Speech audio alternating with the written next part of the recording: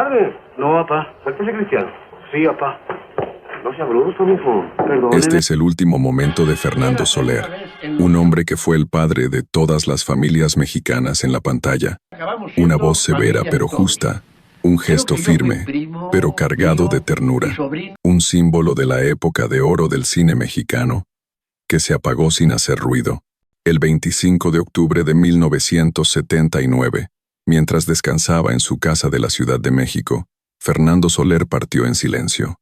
No hubo hospitales, no hubo cámaras, no hubo titulares escandalosos, pero su ausencia se sintió como un vacío imposible de llenar en el corazón de la industria cinematográfica. La noticia fue breve. Ha fallecido Fernando Soler, el gran patriarca del cine nacional, a los 83 años. Pero lo que no dijeron los periódicos es lo que muchos aún se preguntan hoy. ¿Por qué un hombre tan admirado, tan activo hasta sus últimos días, desapareció de forma tan súbita, justo cuando se planeaba un homenaje en vida para él? ¿Qué pensamientos lo acompañaron en esos días finales?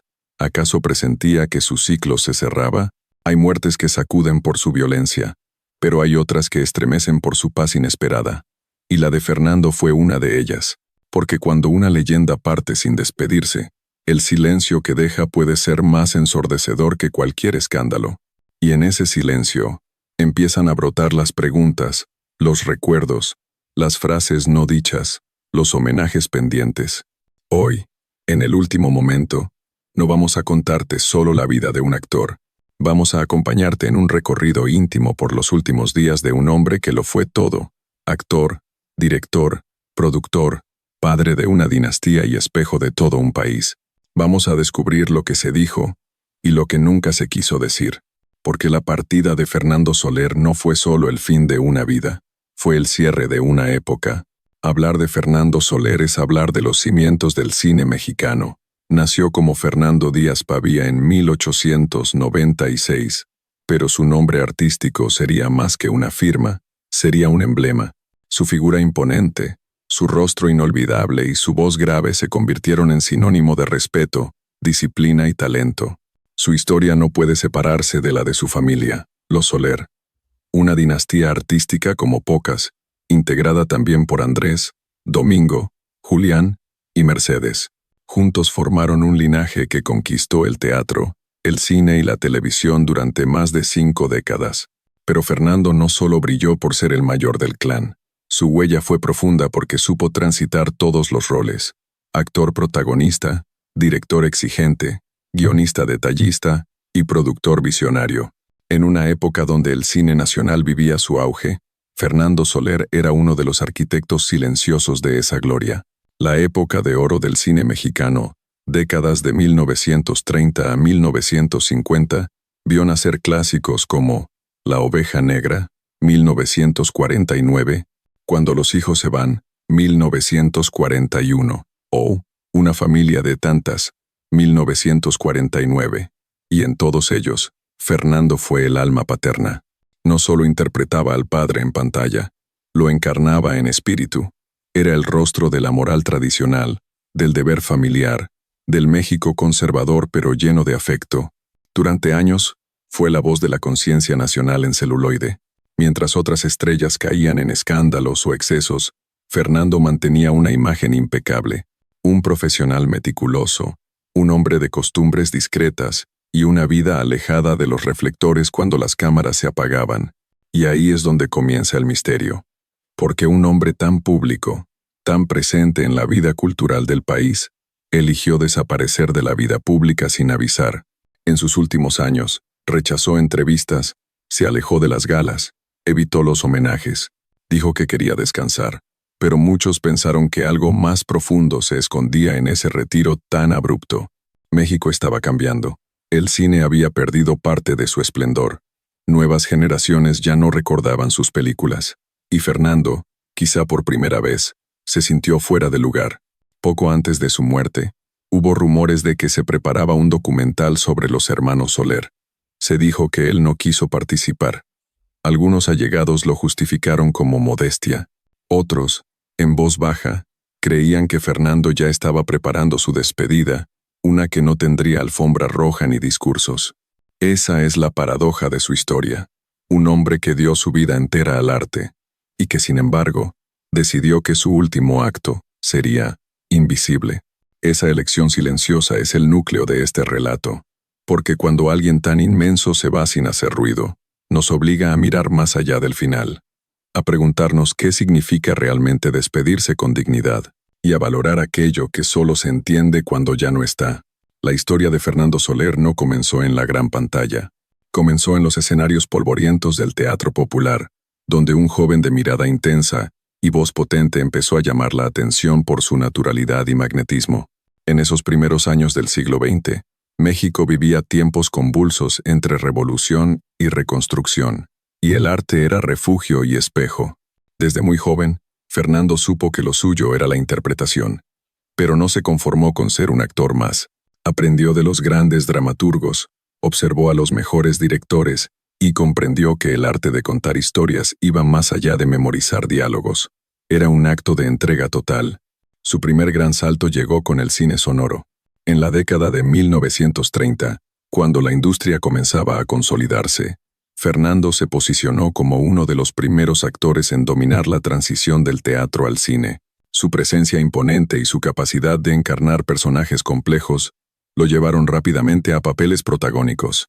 Pero no era solo su talento frente a cámara lo que lo distinguía. Fernando tenía una visión clara del cine como herramienta cultural. Empezó a escribir, a dirigir y a producir. Fundó compañías, apoyó nuevos talentos y defendió los derechos laborales de los actores. Era respetado incluso por sus detractores. Su autoridad no venía del ego, sino de la experiencia y la coherencia.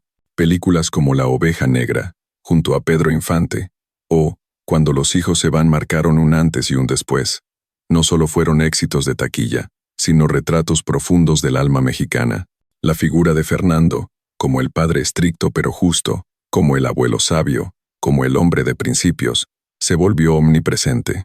En un país que buscaba identidad, él ofrecía un espejo emocional. Su éxito fue tan grande que incluso fuera de México, su rostro era reconocido en América Latina y en comunidades de habla hispana en Estados Unidos. Los críticos lo aplaudían, pero era el público quien lo convirtió en leyenda. La gente no decía, vamos a ver una película, sino, vamos a ver una de Fernando Soler. Sin embargo, detrás del reconocimiento, había una carga. Ser el rostro de la moral nacional implicaba un nivel de exigencia casi imposible. Cada papel, cada aparición pública, cada palabra debía estar en sintonía con esa imagen. Fernando lo entendía y lo asumía con rigor. En los años 60 y 70, el cine mexicano comenzó a transformarse. Las nuevas corrientes artísticas, los cambios sociales, la llegada de temáticas más crudas y controversiales desplazaron poco a poco el cine de valores tradicionales. Los rostros de siempre fueron relegados por nuevas figuras, más jóvenes, más provocadoras. Fernando, aunque seguía siendo respetado, aparecía cada vez menos, no porque le faltaran propuestas, sino porque él mismo las rechazaba. Prefiero callar antes que actuar en algo que no creo, decía en una entrevista de 1972. Aún así, no se retiró por completo. Participó en un par de proyectos televisivos, dio clases privadas de actuación, e incluso escribió unas memorias que nunca llegó a publicar. Decía que eran solo notas para entenderme a mí mismo. Su familia lo notaba cada vez más introspectivo. Ya no acudía a tantos eventos. Las entrevistas eran esporádicas y siempre breves. En público, seguía siendo el mismo caballero elegante, pero en privado, se volvía más silencioso. Parecía estar cerrando ciclos, ordenando recuerdos, como quien prepara su equipaje para un viaje definitivo.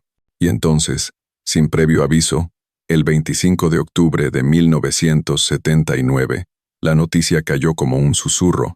Fernando Soler había partido mientras dormía. No hubo largas coberturas. No hubo ceremonias transmitidas en televisión. Solo un breve comunicado y una misa discreta en la Ciudad de México. Fue sepultado entre familiares y amigos cercanos, en una ceremonia tan sobria como su vida privada. Pero para quienes lo conocían de verdad, ese último acto no fue una sorpresa, porque si algo definía a Fernando, era su elegancia incluso en el adiós. El fallecimiento de Fernando Soler fue descrito por todos los medios como una muerte en paz. Y aunque es cierto que partió sin sufrimiento aparente, solo en su habitación, mientras descansaba, había algo en esa tranquilidad que dejaba una sensación inquietante, una sensación de que algo se estaba ocultando.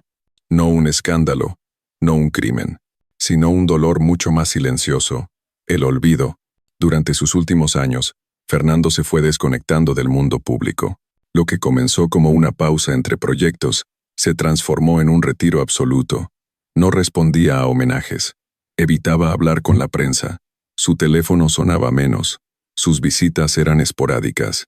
La industria, que una vez se arrodilló ante él, parecía haber encontrado nuevos ídolos, nuevas prioridades. Y eso dolía. Un colaborador cercano, el guionista Salvador Vázquez, relató años después en una entrevista olvidada por la mayoría. Fernando no se quejaba, pero en su mirada había nostalgia, no por la fama, sino por un tiempo donde el cine tenía alma, donde cada historia tenía propósito. Se decía que pasaba horas viendo sus viejas películas en un proyector casero, con una copa de coñac en la mano, y que a veces, cuando terminaba una escena particularmente emotiva, se quedaba en silencio, no por orgullo, sino porque sentía que ya nadie recordaba por qué había hecho cine.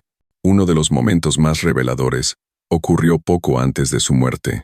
Una productora nacional quiso hacer una serie documental sobre los íconos del cine de oro. Por supuesto, Fernando encabezaba la lista. Le ofrecieron una entrevista especial, una retrospectiva con archivo restaurado. Él la rechazó, pero lo más impactante fue la frase que pronunció al negarse. Ya no pertenezco a este tiempo.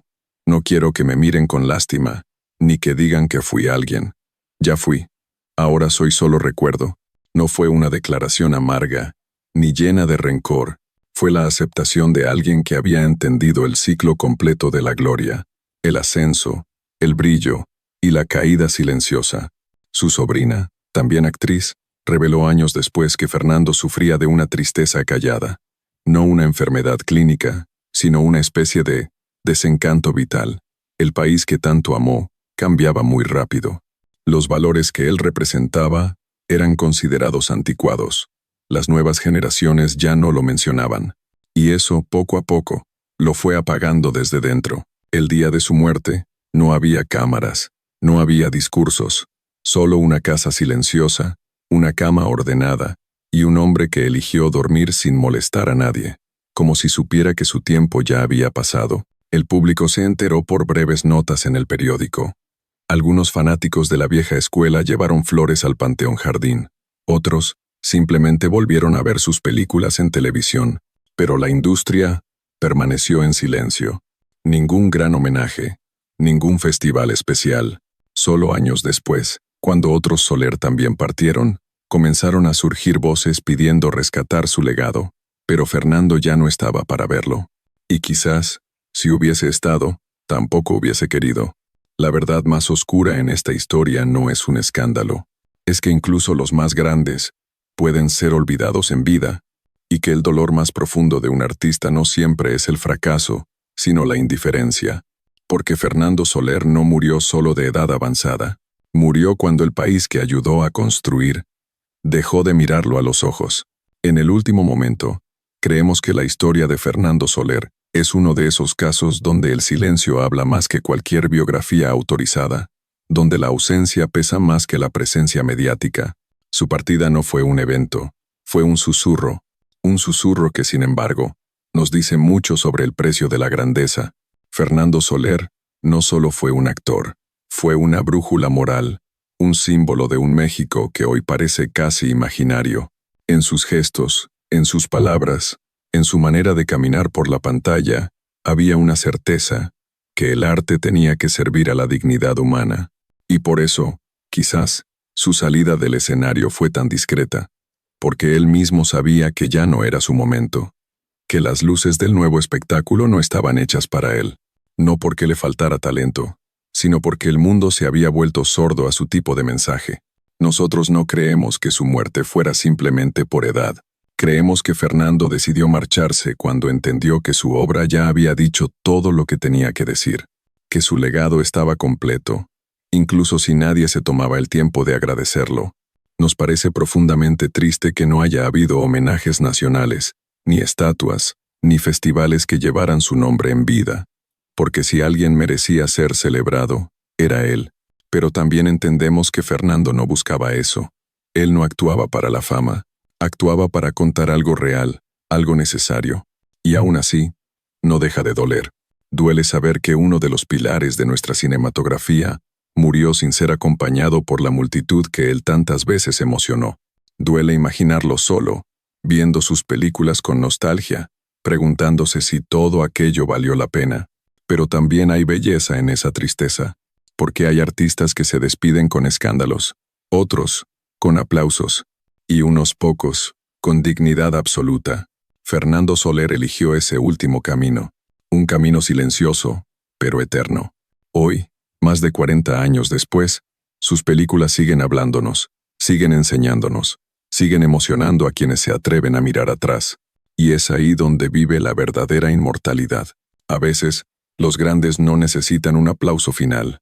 A veces, el telón baja sin música, sin lágrimas, sin prensa, solo con la certeza de que el alma que estuvo en escena lo dio todo. Fernando Soler no fue un hombre de escándalos, fue un hombre de convicciones, de esos que ya no existen. Un artista que creyó en el cine como espejo de la sociedad, como instrumento de educación emocional, como una forma de dignificar la vida cotidiana. Hoy, su rostro puede parecer lejano para las nuevas generaciones, pero si uno se detiene a ver sus películas, algo ocurre. Las palabras adquieren peso. Las miradas se vuelven lecciones. Los silencios, oraciones sin religión. Y de pronto, ahí está él, Fernando, con esa serenidad implacable, con esa verdad que no grita, pero que atraviesa. No todos los actores logran eso. No todos los artistas perduran más allá de su tiempo. Fernando sí, porque lo que él encarnaba no era moda, ni tendencia, era esencia.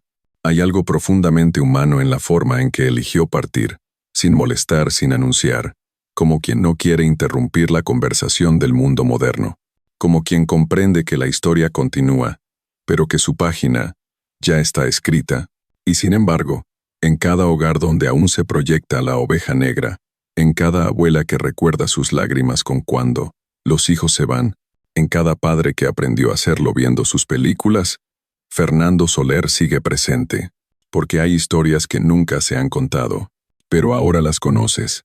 Y si al escuchar esta historia sentiste algo en el pecho, un nudo, una nostalgia, una admiración que no sabías que tenías, entonces Fernando ha vuelto, no en carne y hueso, sino donde siempre quiso estar, en la memoria emocional de su pueblo.